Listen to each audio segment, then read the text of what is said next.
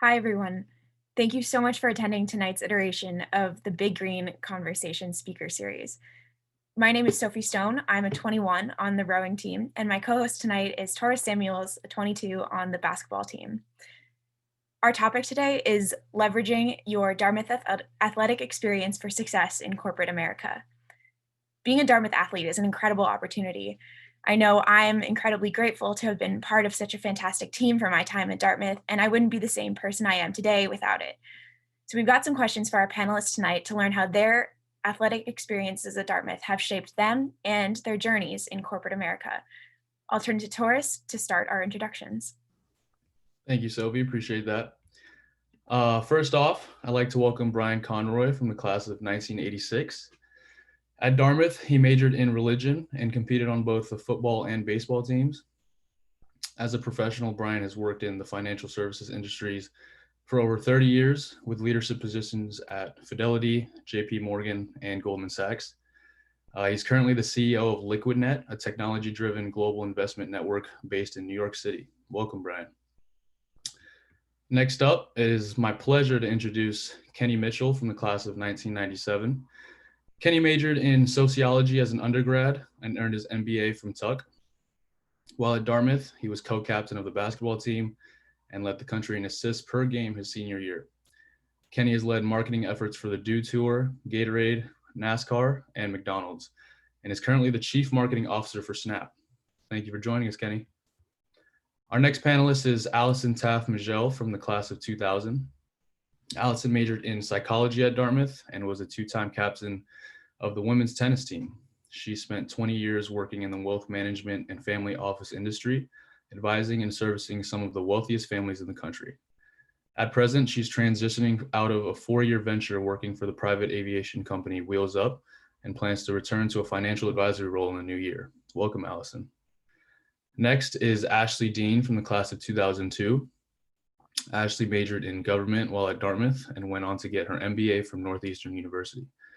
Ashley was a 3-time All-Ivy selection, 2-time captain, and MVP for the women's volleyball team, where she continues to hold program records. Ashley most recently was a part of the founding team of Sports Academy, which later became Mamba Sports Academy.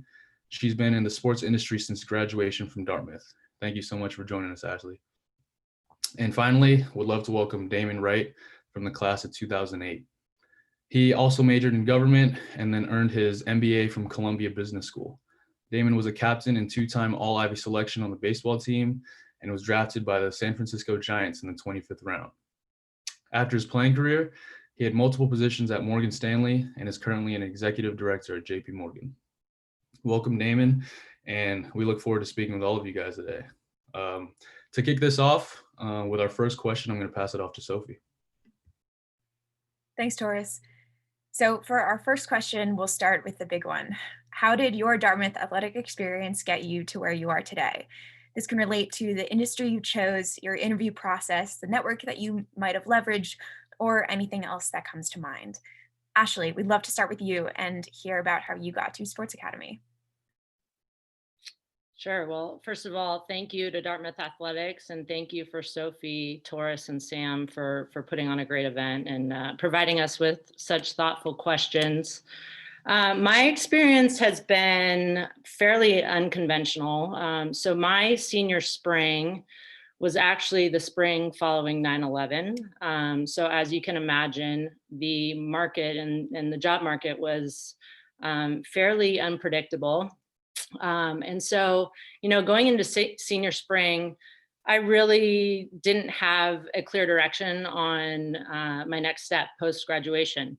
I started interviewing, I was a government major. I started interviewing with the CIA. I got a few rounds in, realized that really wasn't where I wanted to spend my next few years. And so I actually landed in coaching. And so my first step out of college, I was at an all-girls school down in Washington, D.C., National Cathedral School. And so, what I really realized there was through my experiences as a student athlete at Dartmouth, we had the Kids and Cops program, Big Green Readers. I participated in a lot of our summer Nike Dartmouth volleyball camps. I was really drawn to working with kids. So that was my first step. I had no necessarily inclination of that becoming a career. It just felt like the right move. And so I went down to Washington, D.C., had a great experience, realized I wanted to stay in coaching, and made my way to Northeastern, where I got my MBA.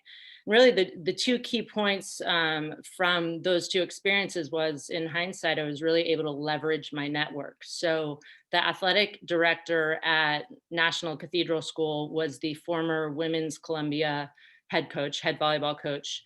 And as a player at Dartmouth and having competed against Northeastern, when I made the transition over to become an assistant coach at Northeastern University, the coach actually had remembered me as a player. And so realizing, as a student athlete, while you're competing and you're representing your university, there's people watching, right? And people really keeping an eye on not only what you're able to do on the court or on the field, but also the kind of character that you're upholding when you're in those competitive scenarios. So really, fast forward 10 years, and I eventually got out of volleyball, and I eventually got out of coaching as a profession. And through those, I've moved 5 or 6 different states. I've bounced around all over the country. And eventually I landed myself in Thousand Oaks, California, where for the past 5 years, I've been a part of this startup sports academy, Mamba Sports Academy. And along the way, as I've had different experiences across the country, it's really come down to the network that I've leveraged. And that you can never start that early enough. That would be something I would recommend all student athletes right now: start building your network, because you're never going to know where those relationships are going to pay off down the road. And most recently, I've had the opportunity to work with one of the biggest athletes in the world, that being Kobe Bryant, through the Mamba Sports Academy. Awesome. Thank you so much, Ashley. Sure. Next, kick it to Kenny, if you'd like to weigh in. Yeah, sure. So, my first, I'd say, enjoyable job post-college actually came through a Dartmouth classmate and fellow 97. He actually was the captain of the baseball team. His name was Andrew Spencer. He's still a dear friend of mine. And right after school, I kind of toiled around a little bit and was playing in a few little semi-pro leagues. I played for the Delaware Blue Bombers and the Lehigh Valley Bulldogs. I kind of was those little barnstorming basketball. And at the same time, I was doing an internship with a guy who was the director of revenue for the state of Delaware. His name is John Carney. He is also a Dartmouth alum. He played football at Dartmouth and is now the governor of Delaware. Post realizing that my professional dreams were probably not going to be realized, I said I needed to get needed to join the workforce in a real way. And I started actually at Merrill Lynch doing private wealth management in Philly.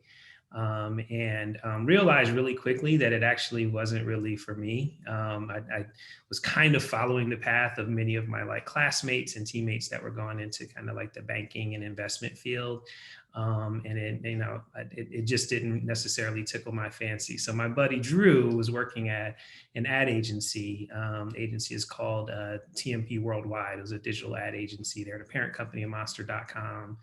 And, when I was at Dartmouth, in addition to playing basketball, I was a DJ and was kind of involved in the arts and all these different things. And there's kind of that side of myself that wasn't really being fulfilled in my suit and tie, going to Merrill Lynch every day. So I kind of found my tribe working in kind of the advertising world. And wanted to kind of further that after being there for a few years. So I returned to Dartmouth to go to Tuck to get my MBA. Probably one of the few Black folks that decide to go back for 2 more years after being in New Hampshire for 4, but really obviously enjoyed my time at Dartmouth, so decided to return, and had a great experience getting my MBA. And the goal there was actually to move from the agency side to the client side, as a marketer, and was able to successfully do that. The other goal was actually to marry my my passion for sports with like my burgeoning interest in marketing. And that actually landed me at Gatorade, which is a part of the PepsiCo broader family. And in many ways, it was kind of like a dream post MBA job. Got to work in the world of sports, got to work in the world of business, did a lot of really cool new product ventures and programs, a lot of, amazing advertising campaigns, got to work with some of the best athletes in the world, like Michael Jordan and Serena Williams and Dwayne Wade and Usain Bolt. So it's like a really, really cool experience. And one of the things that's kind of fundamental to a marketing role, they often talk about being kind of like the hub of the wheel. So you're working cross-functionally with a variety of folks. And that actually comes down to being like a point guard, which I was when I was in school, like knowing how to kind of set the game plan, knowing how to lead a team, sometimes knowing how to fall back and be a team member and follow the lead of others, learning how to, to recognize different personalities, different styles, and kind of like use that to help accomplish whatever your business or strategic goal might be, and also like having fun and that esprit de corps that comes with sports that Dartmouth helped to instill.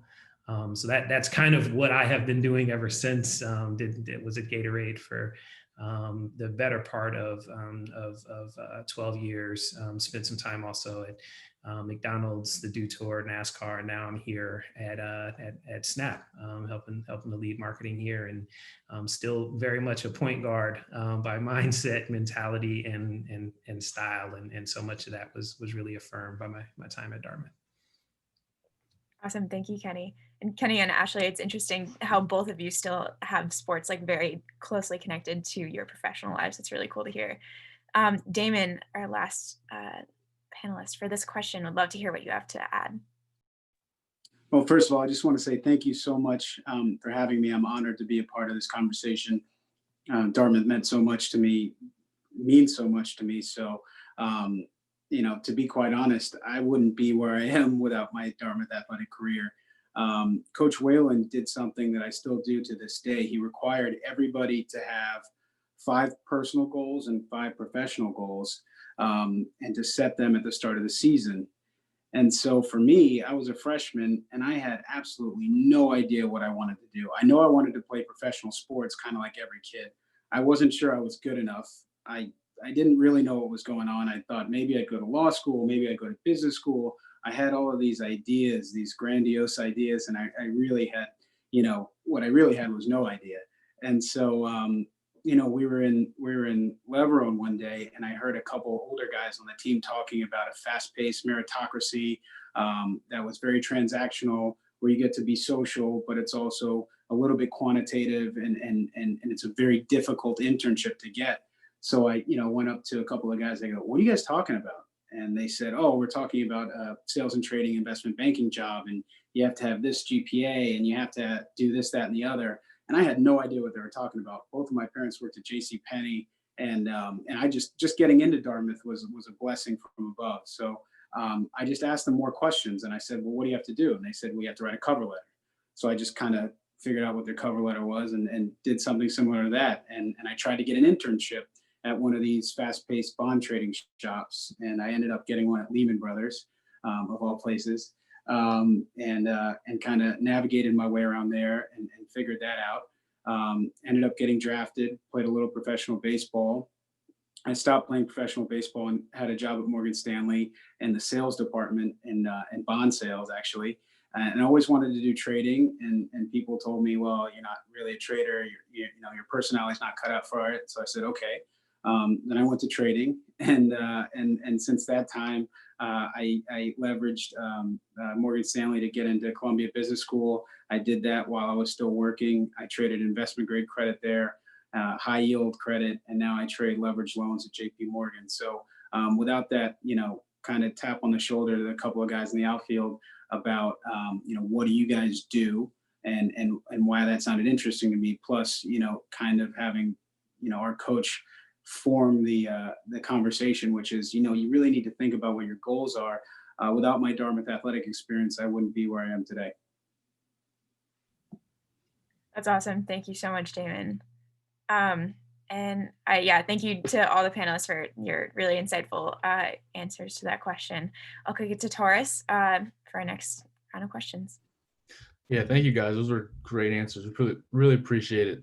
For this next question, it's going to ask just what skills did you guys develop as an athlete that have helped you in the corporate world?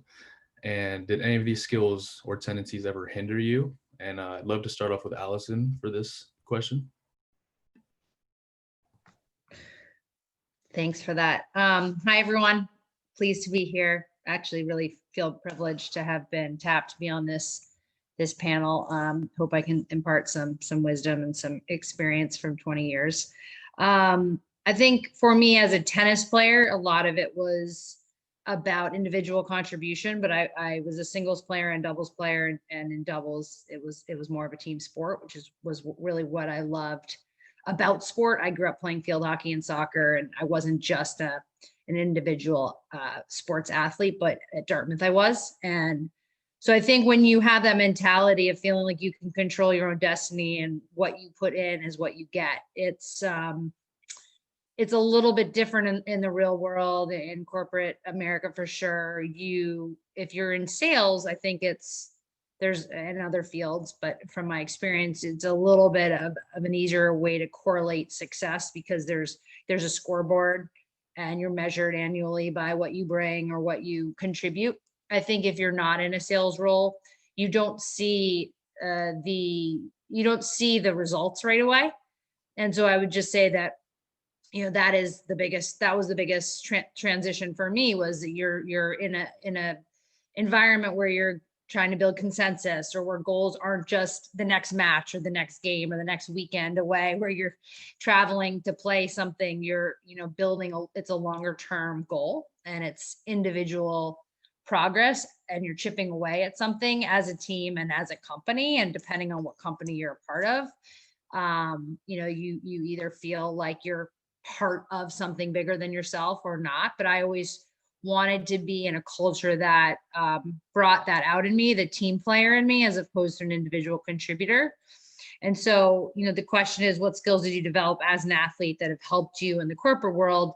Certainly, working hard, being a self-starter, having resilience, if you've lost a match in my case, or you made a mistake, just getting back up and trying to fight and either prevail in that match or in that game or at the next match, having learned lessons from the previous loss. I mean, just constantly trying to improve yourself would be, I think, the shared experience of any athlete.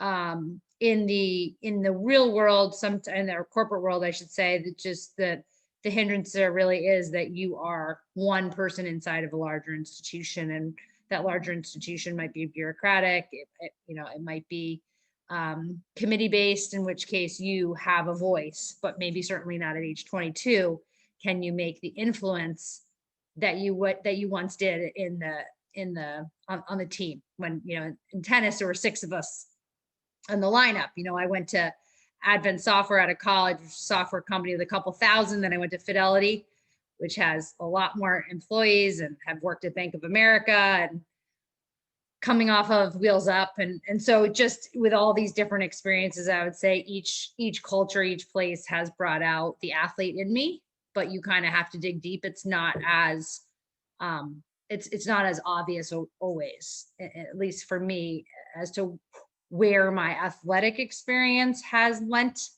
a hand. But I would say the word that I use to describe the benefits of having been an athlete, but at Dartmouth, is just confidence. That I graduated college in 2000 and I had confidence. And I actually had probably more confidence than I should have had. But that was the beauty of graduating from an Ivy League school in 2000, and Ashley talked about graduating in 02. And the difference between 2000 and 2002 is that 9/11 happened in between. And there was sort of a market correction as a result. And so timing is everything. And so I'm much more humbled to the fact that, you know, when I graduated college helped me. But I think as any athlete, you create your success, and it's based on a lot of hard work. And I will just leave it with one comment, that it is not just what you know, and it's not just how hard you work. It's definitely who you know and who you stay in touch with and who you build authentic relationships with. And I would say that's kind of the biggest lesson I've learned in my 20 years. Awesome, Allison. Thank you so much for that. That was a lot of great info there. Thank you. And then love to hear from Brian as well for this question.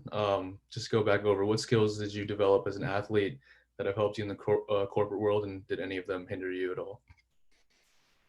Yeah, I think first of all, you know, it's great to be with this group. Some terrific Dartmouth folks and awesome athletes. I guess I'm alone in the group in that I was a 2-sport walk-on, and I think it's relevant to this question because you know, I went into Dartmouth as an unrecruited athlete with a lot of energy, knowing that if I didn't play 2 sports, then I'd probably get in lots of trouble at the fraternity house in the afternoon. So, you know, it's better that I, you know, grind and sit on the bench on Saturdays than you know, sit on 8 Webster Avenue. So, but that's the key, right? For me, you know, the success I've had in my life all goes back to that mentality of walking onto the Hanover Plain in 1982 and telling my roommate I'm walking out of the football team and the baseball team. And, you know, he was recruited and he laughed at me, and, you know, other people laughed at me. But my attitude was like, look, I got 4 more years left. I'm going to shoot high and see what happens. And that's the way I threw myself into it. And I wanted to be the best teammate I could be, because I figured I would never have a profound impact as an individual starting in the game. I got to play some special teams. Damon, by the way, I was the world's best bullpen catcher. Okay. Just Coach Whalen knows that. But, you know, 4 years of kind of having that attitude and just grinding away and working hard and making terrific friends prepared me for my life, but I just didn't know it. Because guess what? When you leave Dartmouth, you're no longer a recruited athlete. You're no longer special, right? You got all these things in your life, experiences that obviously will help you. But, you know, for each one of, you know, my friends that were recruited athletes, it became this profound change when they had their 3.0 and Morgan Stanley didn't want to interview them, right? And so they had to be a walk-on. And I already got that game. So, you know, in my life, in my career, I think one of the things that has stood out is taking that mentality to the street. So when I graduated, I actually coached football at Princeton because I love sports. I just want to keep doing it. But on Saturday nights, I'd go into New York and see my friends who are all doing different programs. And I'm thinking, if these knuckleheads can be investment bankers, there's hope for me. And so I literally, you know, started interviewing with anybody who would take, you know, the call. And I ended up working at Goldman Sachs for 12 years and ended up running the New York Stock Exchange operations for them and doing different things, right? So yes, what's so critical about my experience at Dartmouth, it allowed a mediocre athlete to transform himself as a person to be bolder, stronger, and more daring than when I walked onto the Hanover Plain in 1982. And that's critical. And I've tried to keep that energy for 30 years in everything that I've done. And many of you have touched on it, but I refer to it as affinity groups. You know, whether you're at Dartmouth or other, we all have these wonderful affinity groups through friendships, family, schools, churches, whatever it is, where you have shared experiences, shared relationships. Leverage those, reach and help those in those affinity groups, because that's a terrifically strong fabric that will carry you through your life and your career. And I learned that at Dartmouth. You know, I got my Princeton job coaching football through a Dartmouth connection. You know, I got my first interview at Goldman Sachs. Pretty much all my Wall Street interviews for Dartmouth people, and that web continues to be very strong. So, you know, take that confidence, that grit, that resilience, I think Allison talked about, and be bold with your life, because you get one crack at it. You get one lap around the track. make it real, have some fun, and dare to be great. Thank you, Brian. Appreciate that a lot. That's awesome to hear about that. Thank you so much. And for this next question, I'm gonna let Sophie tackle that one. Awesome. Yeah. Wow. Wow. Thank you. Thank you all for your answers to those questions. Our next question is for the women on this call. So though I haven't really entered the workforce yet, I already have a sense that I'm seen differently as a woman once I mentioned that I'm a Division I athlete. My male interviewers seem to listen a little more closely and be a little bit more interested in what I have to say. Did your experience as a female athlete influence your job search or your work after college? And do you see your gender as an important factor in your experience, both in sport and in your journey in the corporate world? So Ashley, I would love to kick it off with you.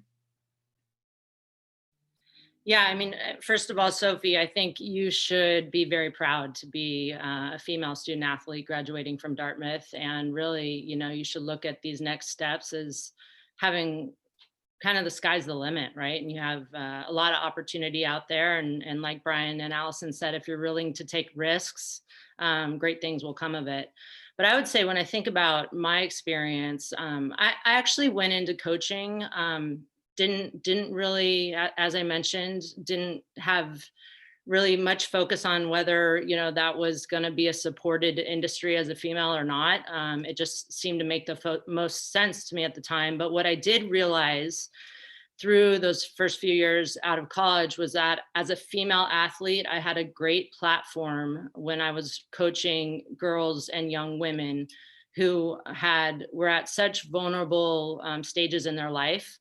So I really was able to leverage my experience as a female athlete to really help develop skill sets for the girls and the young women that I coached. I will say again, fast forwarding, I went into sales. So now I'm in the sports industry and I'm in a sales role. And as a female in what tends to be a fairly male dominated industry, it is an absolute advantage to be sitting at the table with men and providing my insight as a female. So I always look at that as a great advantage, something, again, I should be proud of having been a student athlete, especially at an Ivy League institution. And so, I carry that very closely, and it's very easy for me to intertwine that very casually and organically into any conversation I have. And to your point, it is always well received. And what makes it even more fun is I'm incredibly competitive still to this day. And, being able to kind of compete and have fun with colleagues, male or female, is also a great advantage. A lot of great things come of that. Awesome. That makes a lot of sense. Thank you, Ashley. And Allison, I know you work as well in a pretty male dominated industry. Would love to hear from you as well.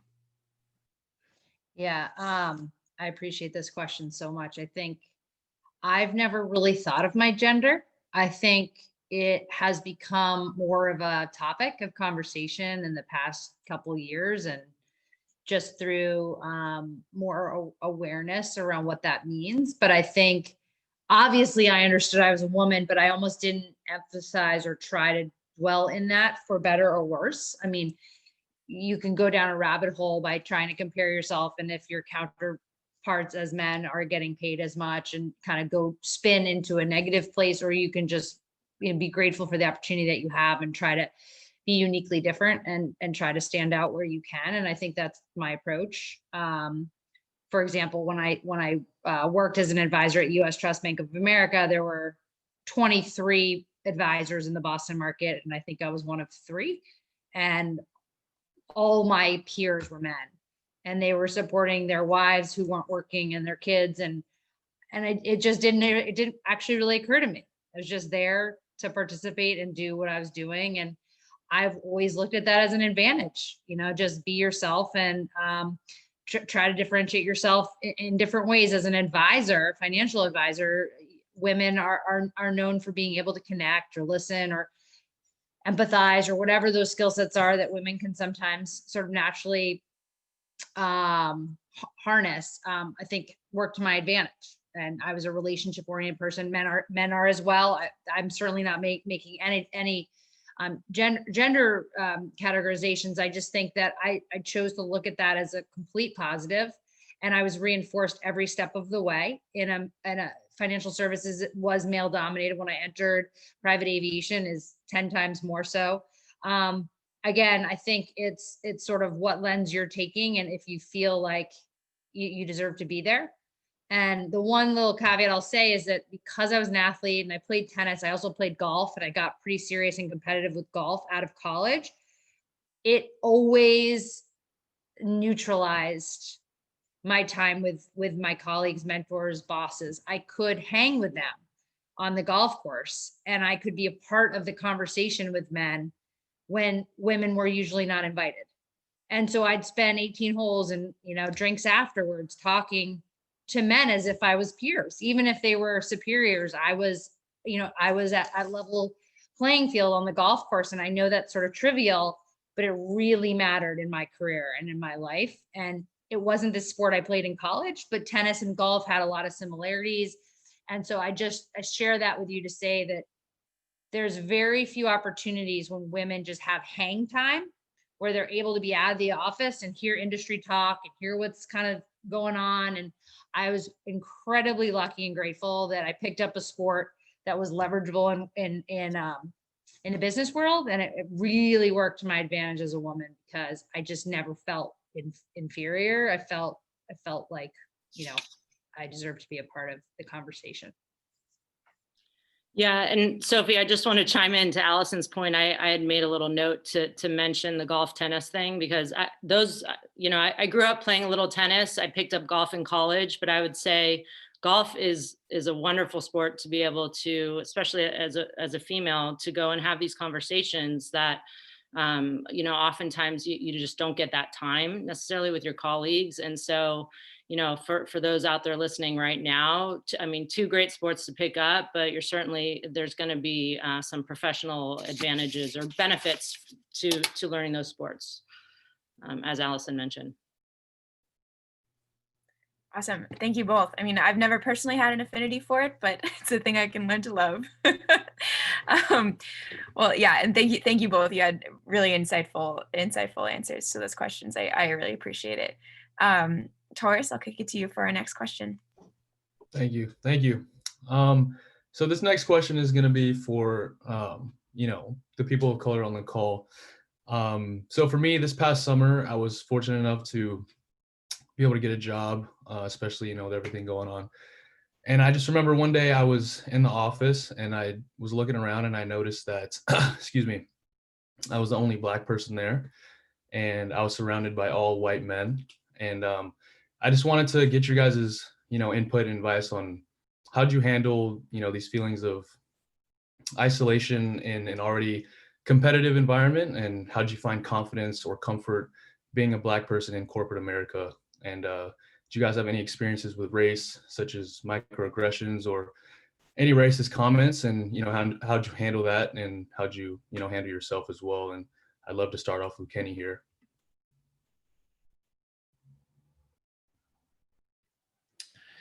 All right.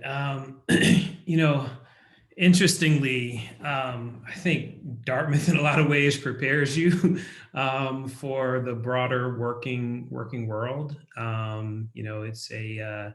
It's an institution that certainly has diversity, but in the vast majority of my classes, I was one of a few folks of color there. I was one of, I want to say, 2 or 3 on our basketball team.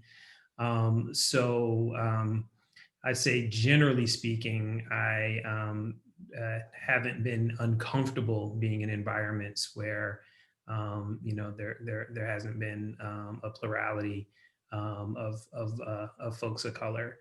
And I think that's it's obviously going to depend on your industry. It's going to depend on your geography. It's going to depend on kind of the stage or level you are in your respective career. But it's something that I think you'll likely encounter in the same way that the ladies on the panel have oftentimes been, on the side of being a relative minority within the group. The advice that I've really tried to follow was some advice that I got fairly early on in my my marketing career, kind of post MBA.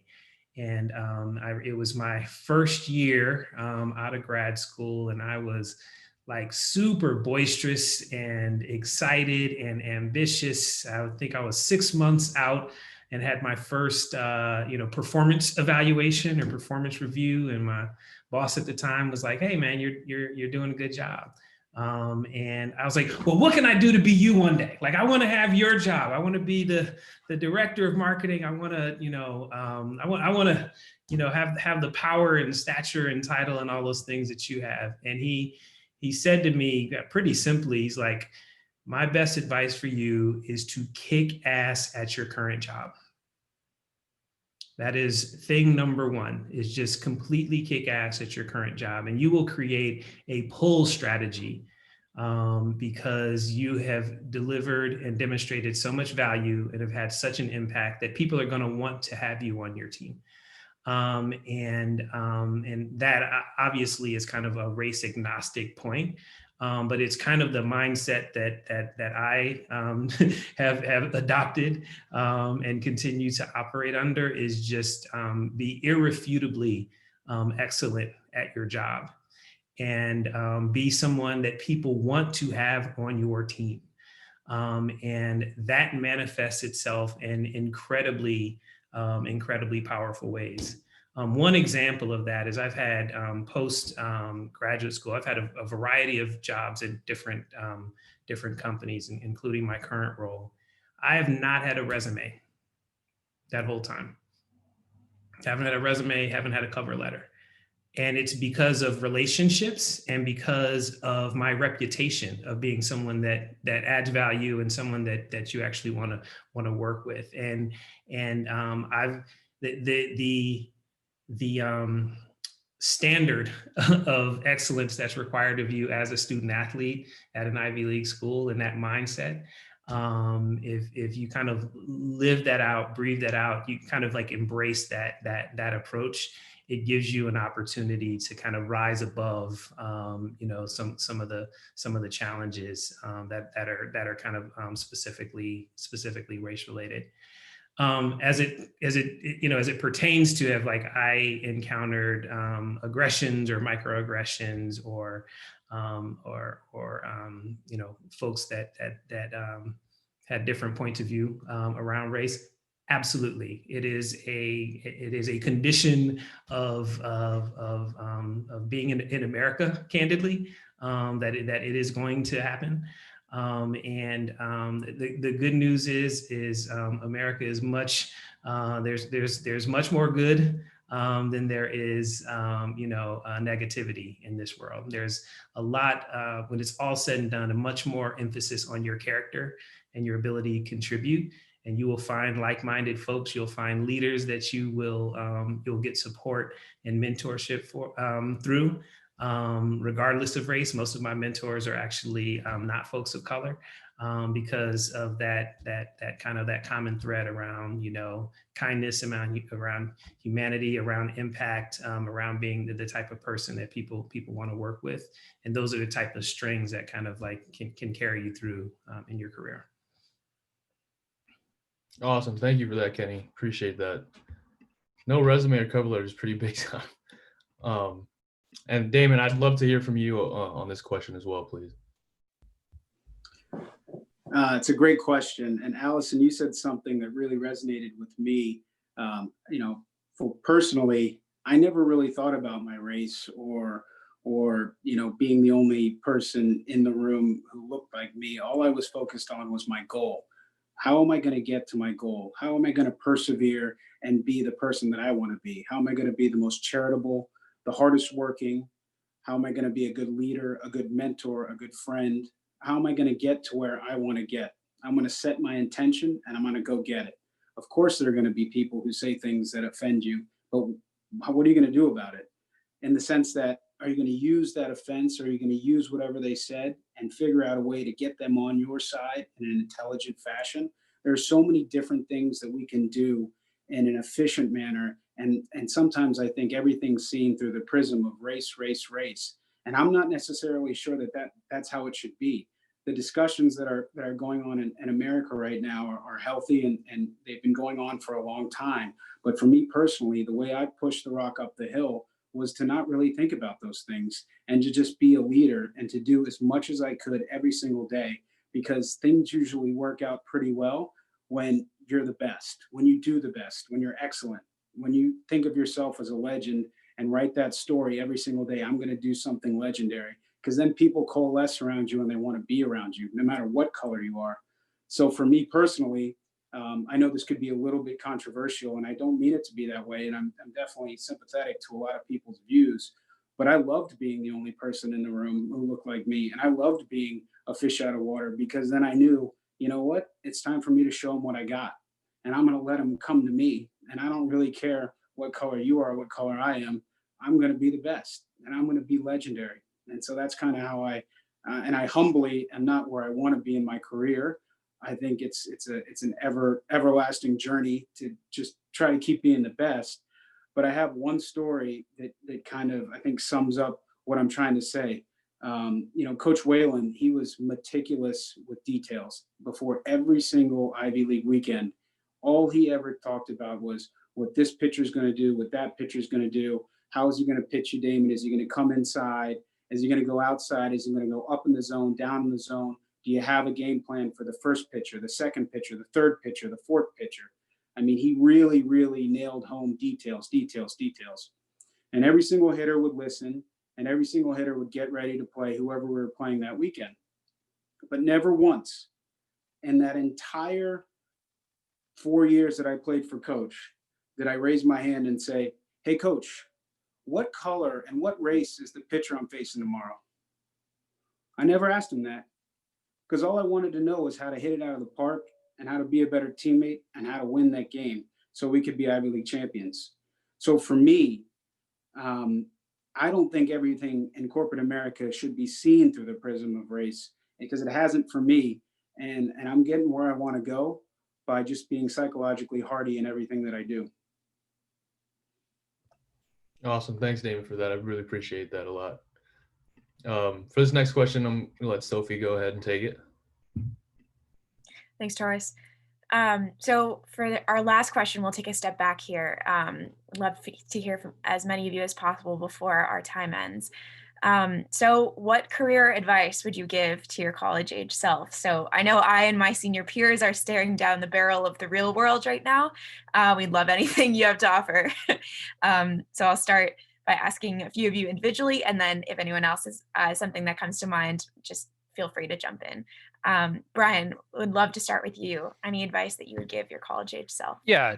So forget about everything everyone's told you at school and all the other nonsense, and recognize that every one of you is special if you get after it, and dream big, work hard, and get and focus on the task at hand. Right. I'm a Patriots fan. Right. Belichick says, do your job.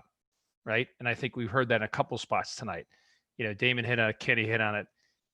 I would say do your job, and then help those around you along the way, because that's leadership, right? If you do those two things, well, you're going to turn little jobs into really big jobs, right? Because like Kenny, I haven't had a resume.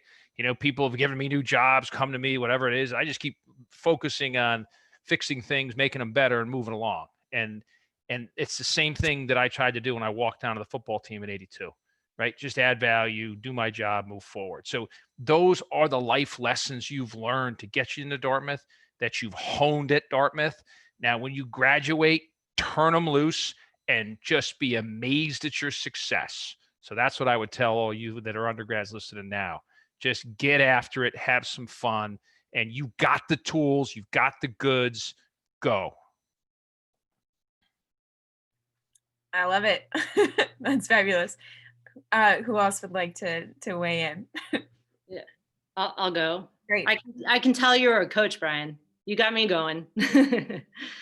Yeah. I mean, I think to Brian's point, like everything that you've done as a student athlete to get you into Dartmouth, and then to be able to survive, and thrive in during your Dartmouth experience.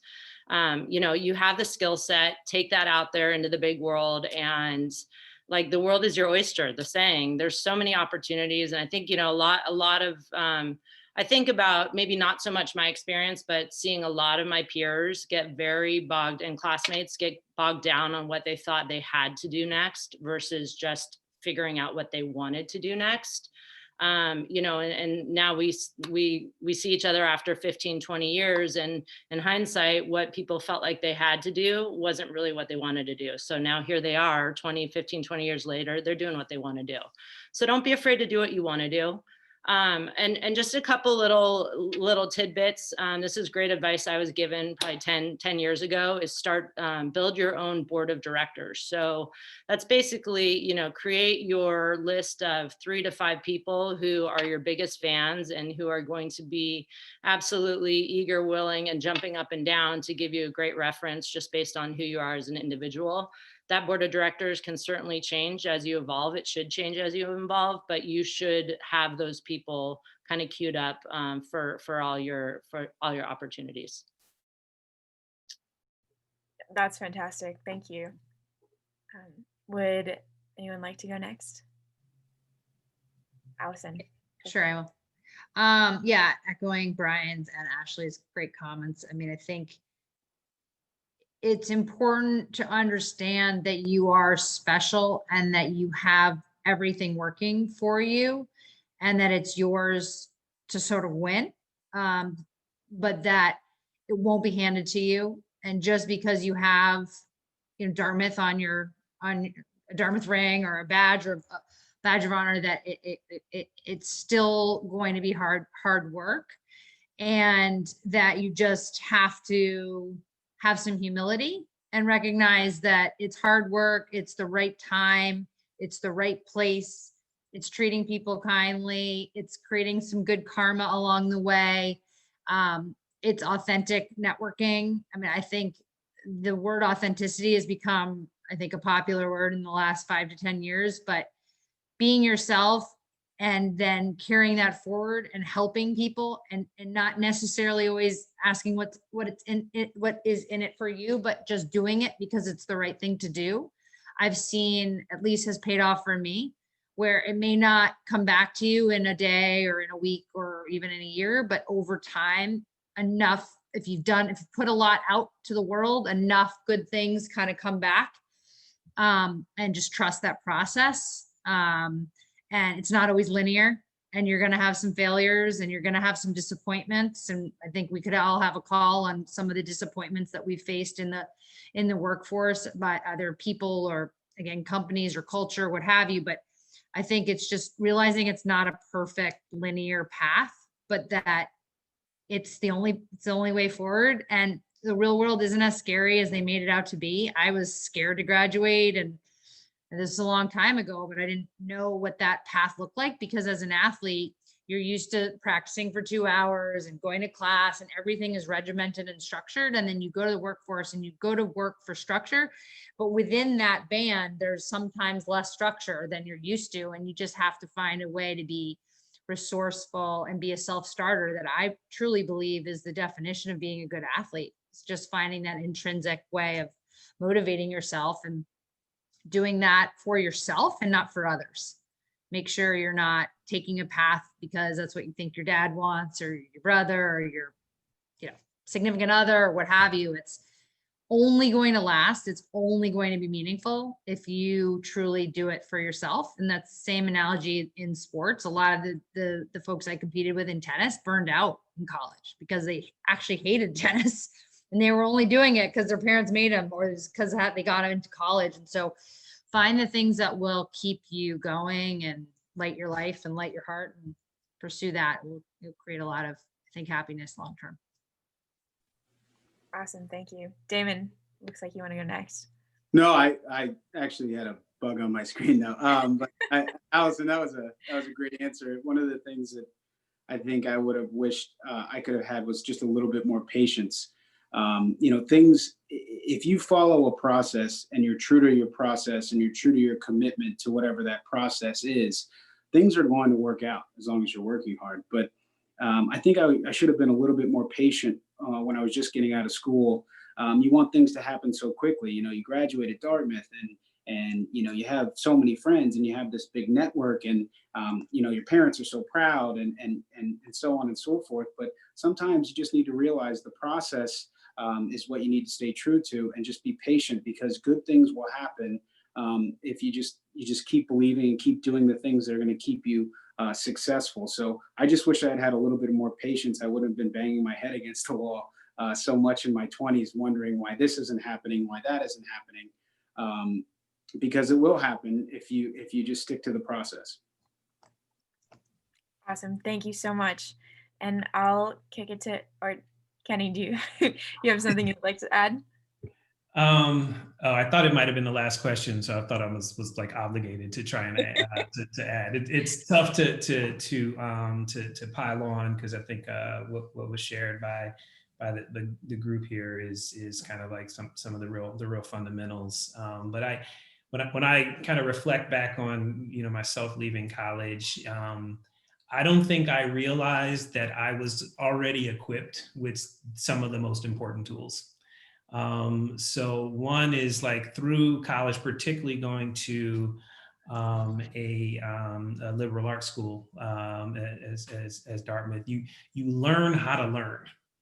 And kind of have that curiosity, and like that never ends. Like, you are constantly learning throughout your career. Every single person on here like has continued to learn and continue to evolve, and that's a part of that striving for excellence. And you already have that muscle very well wired when you're leaving Dartmouth.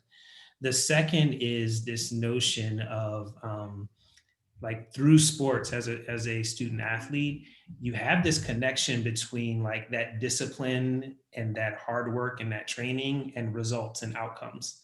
So you learn that through sports, right? So like connecting those two, like that natural curiosity and this ability to kind of like work hard and see tangible results connected to it. Those are like the fundamentals of building a career, like agnostic of industry. It's like when you leave Dartmouth College, and particularly as a student athlete, you're well prepared and on your way, and kind of equipped with the key skills that you need to be successful. The other thing that I wish I had told myself, you know, coming out of school is like Allison mentioned, it's not a straight path. It is not linear at all. Like, and I didn't even know the career I have right now even existed when I was coming out of college. So it's like, life is going to give you a lot of amazing twists and turns, but the things that you ultimately control in any scenario is how you prepare. So how do you get ready? How do you do the work to get yourself set up for whatever goal or program or objective you're working against? And then how you respond. How do you respond to adversity? How do you respond to outcomes? How do you respond to new challenges? And all of those are based on like effort, and based on grit, and based on like that will. And those are the things that you control. Sometimes there's things that are fully out of your control, but you can always control how you prepare and how you respond. And those, you know, kind of having that mindset can to me is like super inspiring, and something I remind myself of like on like almost a daily basis. Is like, all right, well, this has happened. Like, how am I going to respond to this? Or I have this coming up. Like, how am I going to prepare for it? How am I going to put myself in the best position? And being a student athlete at Dartmouth is really well equipped everyone to kind of have that mindset in their career. Awesome. Thank you guys all for that great advice. You know, this was definitely a lot of fun having you guys. And I'm sure everyone on the call watching can definitely attest to that. To all of you guys, all the panelists, thank you guys so much for being here. This year's definitely been so crazy. There's been a lot of crazy things going on. And, you know, there's always just a mix of so many emotions, and it's easy to kind of have this, you know, negative outlook on things going on right now. But I think that it's been so great that Dartmouth's allowed their student athletes to moderate webinars like this, and to be able to speak and connect with some really, really cool and successful people like you guys, who were literally just in our shoes not too long ago and are in positions now that we want to be in our lives at some point. And so again, from the bottom of my heart and Sophie's heart, and I know I speak for everybody on the call, thank you guys so much for your time. You guys are all very much appreciated. And to everyone that tuned in, thank you guys for taking the time on this Thursday evening to join us for the webinar. I hope everyone's staying safe, healthy, and hope you guys all have a great holiday season. Thank you guys.